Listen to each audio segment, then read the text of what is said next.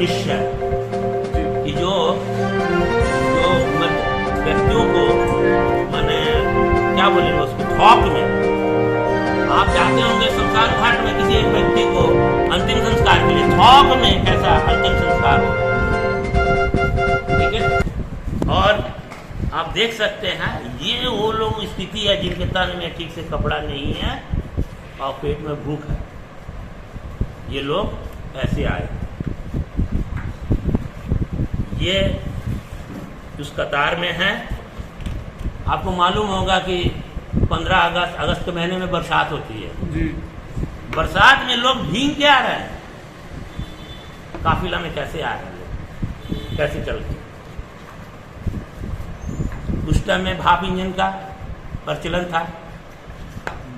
आप देख रहे हैं कि जगह नहीं होने के कारण कैसे लोग इंजन के सामने बैठ जा रहे हैं। आज तो शौक से बैठते हैं, उस समय मजबूरी थी। ये कुछ कैंप का सीन है, जहाँ पर कैंप में लोग आके थे, वहाँ पर कैंप का जो सुविधा बनाया गया था। ये जो रास्ते में लोग मर गए, छूट गए अपनों को, उस समय में कोई किसी को नहीं पहचानता था कि कौन किसका भाई है और कौन किसका बहन है, कौन किसका क्या लगता है। अपनी जान की चिंता थी।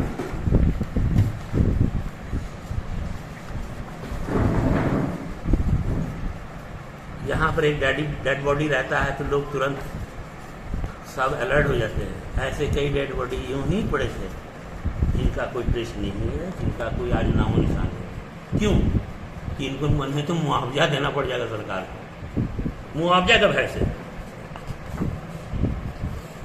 ये है संपत्ति जो लेके आए हैं इनके हाथ में, यही ऐसे ही आए और इनको बोलना है कि आप सरकार से लड़का अपना हाथ लीजिए।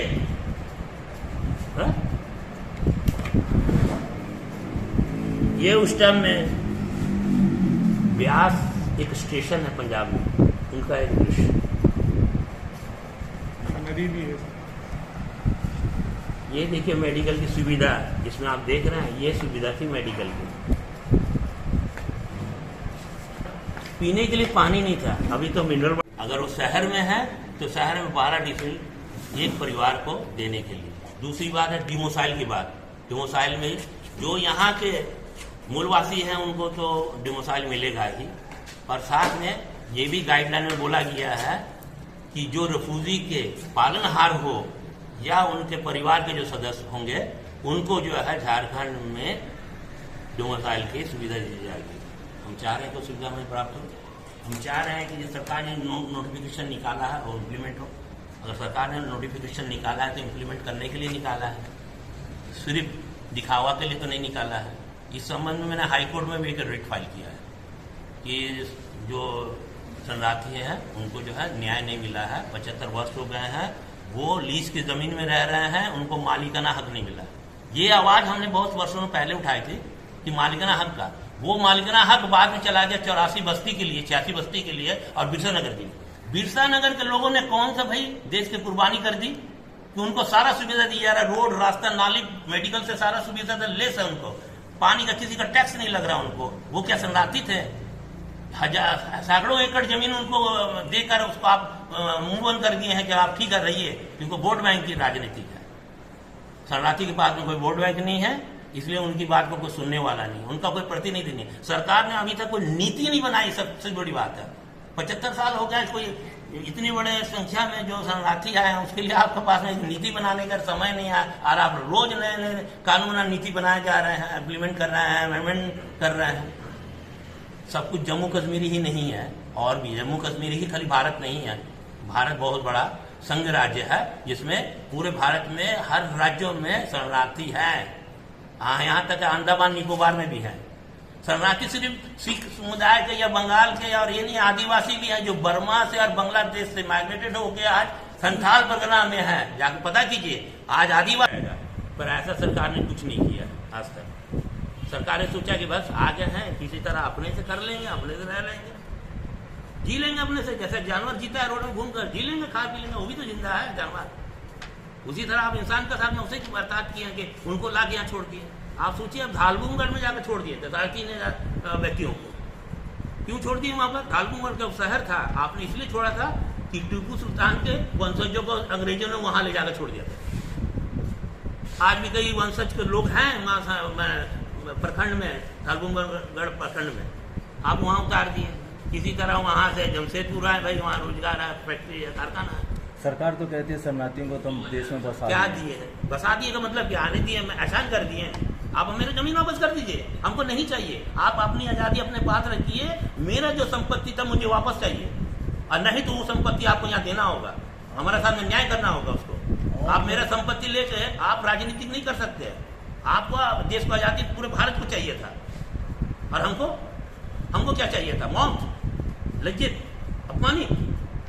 हमारे जो लोग कन्वर्ट हो गए, जिनको रोक लिया गया, वहां पर कन्वर्ट कर दिए गए, जिनकी बेटियों को उठा कर ले गए, जिनके साथ में जबरन किया गया, जिसकी हत्या की गई है, उसका जिम्मेवार कौन है? उसको वो व्यक्ति किस बात का दोषी था? दोषी कौन है इसमें? सरकार दोषी है। अगर आपकी हिम्मत नहीं थी, आपके पास में व्यवस्था नहीं थी, तो आपको एक कदम नहीं उठाना चाहिए था। सारी व्यवस्था करने के बाद 4 ठो आदमी ईरान में फंस जाता है तो आप प्लेन भेजते हैं, और इतना आदमी के लिए आप सुरक्षा के लिए सोचे नहीं कि देश को हम उसको जमीन दे रहे हैं। जो खंड लड़ के सिखों ने लिया था मुगलों से, वो खंड आपने कलम से दे दिया उनको। इतनी आसान बात नहीं है। अगर आप इतिहास में जाइएगा ना, जो लोग बोलते हैं हमको देशभक्त है, देश का नारा लगाते हैं, बड़े बड़े झंडा, जितना बड़ा झंडा उठा लीजिए, उसका नीचे कुछ नहीं है। आपका 1 पैसा का हक नहीं है, आपके पास में 1 पैसा का उसमें योगदान नहीं है। उस झंडे के पीछे में लाश पड़ी है, 10 लाख लोगों की लाश है, जिस झंडा को आप फहरा कर आजादी मनाते हैं। जिस तरह से जम्मू कश्मीर में शरणार्थियों को जो सरकार जो सुविधा दी है, क्या आप भी उसी तरह से मांग? हमने तो मांग है ही है। हम तो पहले बोले, सरकार ने नोटिफिकेशन निकाला है, सरकार ने नोटिफिकेशन निकाला है कि मैं 5 एकड़ जमीन एक परिवार को दूंगा, और 12.5 डिसमिल जमीन घर बनाने के लिए दूंगा, और अगर शहरी है तो सिर्फ मैं उनको घर बनाने के लिए 12.5 डिसमिल एक परिवार को दूंगा। कहाँ दिया सरकार ने? खुद का नोटिफिकेशन खुद इंप्लीमेंट नहीं कर रहा है। क्यों नहीं कर रहा है? कौन सी कमेटी बनाई आपने? आगे क्या कदम रहेगा? आगे कदम है कि हम तो अभी हाईकोर्ट में रीट किए हैं, आगे उससे आगे भी जाएंगे। हम इसके लिए आंदोलन करेंगे। हम अपने आप से कंप्रोमाइज नहीं करेंगे इस बात के लिए कि कोई हमारे साथ अन्याय करे, मेरे परिवार को बर्बाद करे, और मैं उसका गीत गाता रहूं देशभक्ति का। ऐसा नहीं होगा। इसके लिए पूरा देश जवाबदेही है, हर राज्य जवाबदेही है। हर राज्य सुख भोग रहा है, हम क्या भोग रहे हैं? हमको क्या मिला? आप किससे पूछ के मेरे साथ में मेरा सौदा किया? आप बंटवारा का किसी को चाहिए था, आप उसको किसी को खुश करने के लिए किए हैं, हमको खुश करने के लिए तो नहीं किया आप। हमको क्या मिला? हमको अगर कुछ मिला है तो सरकार आए, सामने आए।